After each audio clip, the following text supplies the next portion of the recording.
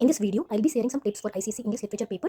सबसे पहले तो सारे प्रोज पोएम्स और जूलियस सीजर की समरीज पढ़ लीजिए कि आपको बेसिक आइडिया हो जाए कि क्या है किसके अंदर, कैरेक्टर्स के नाम याद करिए सब कुछ। साथ ही साथ उसके बाद हमें कीवर्ड्स याद करने हैं। जो प्रोज पोएम्स आप पढ़ेंगे अपनी समरी बुक से वर्क बुक से, उधर पे आपको कीवर्ड्स मिल जाएंगे इन दोनों के। कैरेक्टर्स के लिए जूलियस सीजर की कीवर्ड्स याद कर लीजिए। फॉर एग्जांपल जैसे कि यहाँ देख सकते हैं, अगर ब्रूटस का कैरेक्टर है तो उसमें क्या क्या फीचर्स हैं। वो स्टॉइक है, दर्द सह लेता है, किसी को बताता नहीं है, काइंड है। जूलियस सीजर जो है वो एक स्ट्रॉन्ग फॉलोवर है। एंटनी कैसा है, मैनिपुलेटर है। ये सब हमें याद रखने हैं कीवर्ड्स को, और क्वेश्चन में जिस हिसाब से पूछा गया, जिस भी कॉन्टेक्स्ट में पूछा जाएगा, जब वो कीवर्ड आपको वहाँ पर लिखना है, लगाना है और आगे बढ़ना है आंसर के साथ। फिर दूसरी चीज़ क्या करनी है, पीवाईक्यू प्रैक्टिस करिए। साथ ही साथ उससे भी इंपॉर्टेंट अभी जो है कॉम्पिटेंसी बेस्ड क्वेश्चन आंसर की पीडीएफ जो कि बोर्ड ने खुद अपलोड करी है। ये पीडीएफ है, ये इससे आप रीड करिए और आंसर्स लिखने का तरीका सीखिए कैसे लिखना है, क्योंकि उसमें आंसर भी प्रोवाइड करे गए हैं।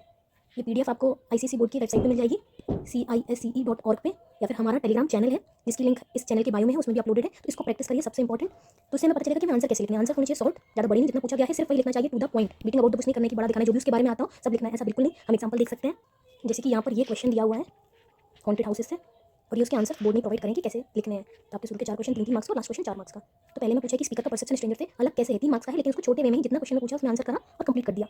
एक ही क्वेश्चन 3 मार्क्स का। यहाँ पर जो सेकंड क्वेश्चन है ये 3 मार्क्स का है, लेकिन यहाँ पे 3 क्वेश्चन भी पूछे गए साथ में। आई कौन है, ही कौन है और प्रेजेंट ऑक्यूपेंट कौन है उसका। 3 क्वेश्चन पूछे गए तो एक एक सेंटेंस में आंसर दिए गए। आई नरेटर है, ही स्ट्रेंजर है और ऑक्यूपेंट जो है वो नरेटर है। जब भी कभी क्वेश्चन ऐसा है कि कोई भी 3 चीज़ें बताइए या 4 चीज़ें बताइए, तो आपको आंसर लिखना है पॉइंट्स के फॉर्म में। उसी से आपको एक एक करके मार्क्स मिलेंगे। 4 नंबर का क्वेश्चन है, अगर आप आंसर को पॉइंट के फॉर्म में लिख पा रहे हैं तो आप 4 पॉइंट के फॉर्म में लिखिए, यानी 4।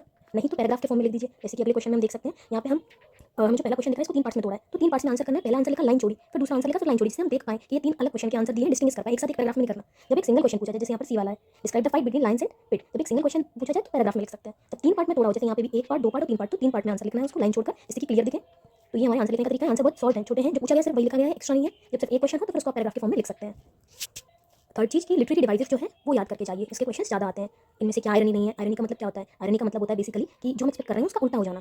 जैसे इन्होंने बोला सेसियस कॉल्ड सीजर अ गॉड, अगर गॉड है तो क्या गॉड वीक होगा? नहीं। तो हाँ, ये आयरनी है। पूछा कौन सा नहीं है। यहाँ ऑनरेबल भी बोल दिया और डिसअप्रूव भी कर रहे हैं उसकी क्लेम, तो कहाँ से ऑनरेबल है? तो ये भी आयरनी है। यहाँ पर बोलते हैं प्लेबियंस जो है वो सजेस्ट कर रहे हैं क्राउन करने के लिए ब्रूटस को, तो इधर आयरनी हो रहा है, तो ये तीनों नहीं होंगे, कि हमारा आंसर हो जाएगा। यहाँ पर पूछा कौन सा सेम लिटरेरी डिवाइस यूज हुआ है, तो पढ़ के देखते हैं। You are yoked with a lamp, तो कंपेयर कर रहे हैं डायरेक्टली।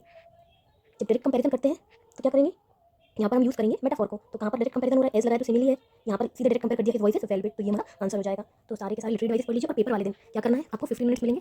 शुरू के 15 मिनट्स में केयरफुली रीड करो पेपर को, और ये देखो कि हम कौन से क्वेश्चन कर पा रहे हैं। जो क्वेश्चन आप कर पा रहे हो उनको सेलेक्ट कर लो, टिक मार्क लगा दो, फिर क्वेश्चन अटेम्प्ट करना शुरू करो। फॉर एग्जांपल ऐसा होता है कि आपको 2 क्वेश्चन थे, चॉइस है और आपको नहीं समझ आ रहा कौन सा करें, दोनों में आपको थोड़ा थोड़ा नहीं बन रहा है, तो आपके लिए बेस्ट ऑप्शन होगा, अगर टाइम एक्स्ट्रा बच रहा है तो आप दोनों अटेम्प्ट कर लीजिए। अगर मान लीजिए आपको इसमें 10 मार्क्स मिल रहे हैं चेक करने पे, इसमें 11 मिल रहे हैं, तो आपका ये वाला सेलेक्ट हो जाएगा, 11 वाला ज़्यादा मार्क्स वाला, और उसी से आपको टोटल मार्क्स में ऐड करेंगे। ये एक बेनिफिट होता है यहाँ आईसीएसई बोर्ड में। अगर एक्स्ट्रा टाइम बच रहा हो, अगर नहीं बच रहा हो, तो यही एक जो भी पहले आपको लग रहा है हमसे हो जाएगा वो कर लीजिए, तो काम बन जाएगा। Thank you and all the best.